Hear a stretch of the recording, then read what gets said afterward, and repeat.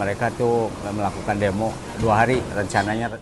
Harga daging sapi terus merangkak naik, membuat para pedagang di Pasar Kosambi, Kota Bandung, memilih mogok berjualan kemarin dan hari ini. Menurut pengamat ekonomi Universitas Pasundan, Akuviarta Kartabi, kondisi itu dinilai bukan semata dipicu kelangkaan pasokan, melainkan juga adanya spekulasi harga menjelang momentum Idul Adha. Kenaikan harga daging saat ini justru tak sejalan dengan kondisi daya beli masyarakat masih lemah. Sebab, di tengah lesunya konsumsi berisiko besar bagi pedagang eceran. Harusnya harga daging sapi tidak naik dalam kondisi daya beli sekarang. Ini akan menyulitkan pedagang, karena sisi daya beli masyarakat sedang turun. Kata Kartabi, saat dikonfirmasi hari ini. Menurutnya, pedagang berada di posisi paling rentan. Sebab, harus menanggung risiko kerugian apabila stok daging tak terjual. Terlebih, daging termasuk komoditas tak bisa disimpan terlalu lama. Paling berisiko ya pedagang. Kalau tidak laku, mereka bisa rugi. Berbeda dengan peternak yang masih bisa menahan ternaknya untuk tidak dijual. Ujar Kartabi.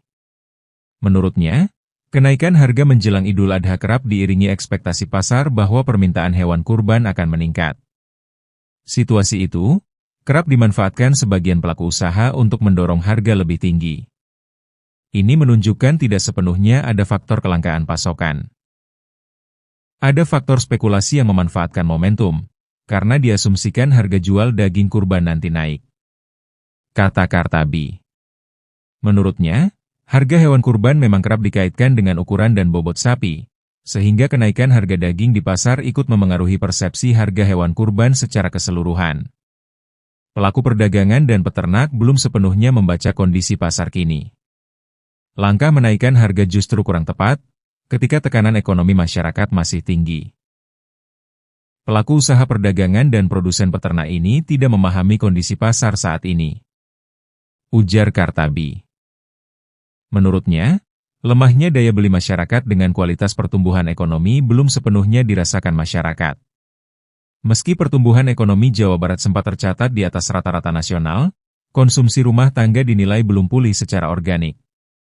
Kalau konsumsi didorong oleh utang, itu problem. Pinjol naik cukup signifikan. Paylater naik 50%, pegadaian juga naik 50%.